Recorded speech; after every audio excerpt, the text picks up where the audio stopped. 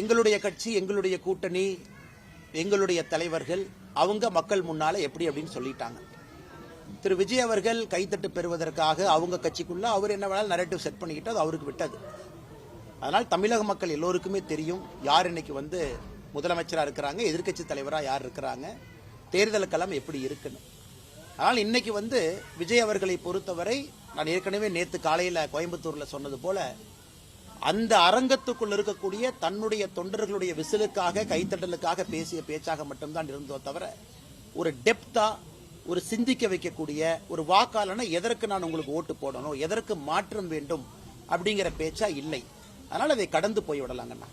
திருப்பரங்குன்றத்துல அந்த நீதிமன்றம் உத்தரவிட்டு அந்த தீபம் ஏற்ற விடல. ஆனா நீதிமன்றத்தில் போய் அந்த மன்னிப்பு கடிதம் கொடுத்திருக்காங்க, நிபந்தனையற்ற மன்னிப்பு கடிதம் மாவட்ட ஆட்சியர் கொடுத்திருக்காங்க. தமிழக அரசு கொடுத்த மாதிரி தான் நம்ம பாத்துக்கலாம். 100% தமிழக அரசு முதலமைச்சரே கொடுத்ததா தான் எடுத்துக்கணும்.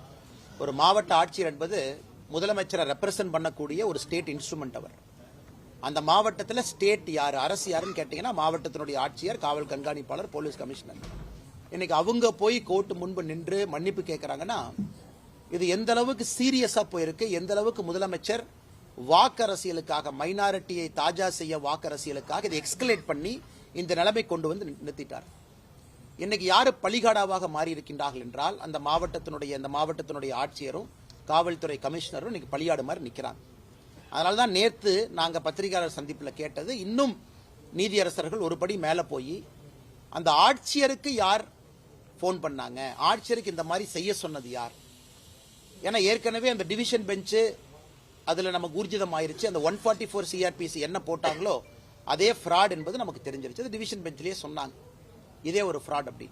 ஆனால் இன்னைக்கு தப்பான ஒரு 144 தடை உத்தரவு போட்டு அதுல யாரோ மேலிருந்து கொடுத்த அழுத்தத்திற்கு பணிந்து ஒரு காவல்துறையும் மாவட்ட ஆட்சியரும் தான் செய்ய வேண்டிய கடமையிலிருந்து தவறி இன்னைக்கு தமிழ்நாடு ஸ்டேட்டே மக்கள் மன்றத்தில் அவமானப்பட்டு நீதியரசர்கள் முன்பு நீதிமன்றத்தில் வெட்கி தலைகுனியும் அளவுக்கு இன்னைக்கு நிலைமையை கொண்டு விட்டிருக்கிறாங்க. இதிலிருந்தே புரிந்து கொள்ள வேண்டும், கலவரத்தை ஏற்படுத்துவதற்கு முயற்சி செஞ்சது யார்.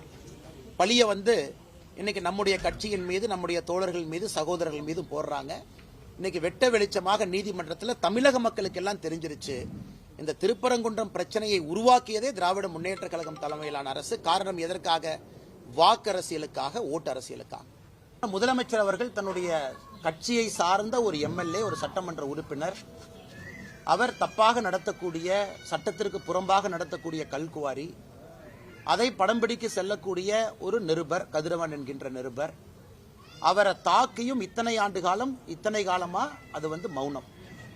இன்னைக்கு அவங்கெல்லாம் பணம் கேட்டு எங்களை பிளாக்மெயில் பண்ணாங்க, அதனால நாங்க இன்னொரு செக்ஷனை போட்டு இந்த ரிப்போர்ட்டர் தூக்கி உள்ள வைக்கட்டுமா அப்படிங்கிற ஒரு நெரேட்டிவும் செட் பண்றதுக்கு ஒரு கும்பல் கிளம்பி இருக்கு. இதெல்லாம் தமிழக முதலமைச்சர் நேரடியாக தலையிடணும், இதையெல்லாம் முளையிலே கிள்ளி எறியணும். அவருடைய கட்சி MLAவின் மீது அவர் நடவடிக்கை எடுத்தார்னா தமிழகத்தில் சட்டம் ஒழுங்கு இருக்குன்னு நம்ம நம்பலாம். ஆனால் கடந்த 4.5 ஆண்டுகளில் பார்க்கும் பொழுது தமிழகத்தில் அதிகமாக சட்டம் ஒழுங்கு பிரச்சனை உருவாக்குவதே திமுக காரங்க தான். ஒன்று திமுக காரங்க நிறைய இடத்துல கஞ்சா விட்டு மாற்றுறாங்க, அல்லது MLAவை போன்றவர்கள் நேரடியாக களத்தில் இறங்கி ரிப்போர்ட்டரை தாக்குறாங்க. இதை விட தமிழகத்தில் சட்டம் ஒழுங்கு அதல பாதாளத்தில் இருக்கு அப்படின்னு படம் பிடித்து காட்டுவதற்கு என்ன வீடியோ வேண்டும் முதலமைச்சர் அவர்களே? உடனடியாக FIR போடுங்க, கைது பண்ணுங்க, தூக்கி உள்ள வைங்க. MLAவா இருந்தாலும் பரவாயில்ல. எதுவுமே செய்யாம ஒப்புக்கு சப்பானியாக ஒரு காவல்துறையை, கரூர் காவல்துறையை வைத்துக் கொண்டு ஏதோ இந்த குற்றவாளி யார் அப்படின்னா இந்த நிருபர் குற்றவாளி அப்படிங்கிற மாதிரி ஒரு பிம்பத்தை கட்டமைக்கிறீங்க. அதையும் வன்மையாக கண்டிக்கத்தக்க ஒரு நிகழ்வு. OPS அவர்கள் வர்றதுக்கு எதுவும் வாய்ப்பு இருக்கா சார்? நீங்க அவரோட ரொம்ப தொடர்பு இருந்தீங்க, நல்ல தொடர்புல. இப்ப அவர் தனிச்சுடப்பட்ட மாதிரி தெரியுது. அவர் வர யாரும் தனித்தல்ல எங்கேயும் போகலீங்கன்னா காலம் இருக்கிறது, காத்திருங்கள், பொறுமையா இருங்க, எல்லாம் நல்லதாக நடக்கும். தமிழகத்தில் 2026 திராவிட முன்னேற்ற கழகத்தினுடைய ஆட்சி தூக்கி எறியப்பட வேண்டும் என்று மக்கள் தெளிவாக நினைக்கின்றார்கள், விரும்புகின்றார்கள். அதற்கு என்ன நடக்கணுமோ அது நடக்குங்க. மணப்பெண்ணின் பிரத்யேகமான திருமணம் விவாஹா தி சென்னை சில்க்ஸ்.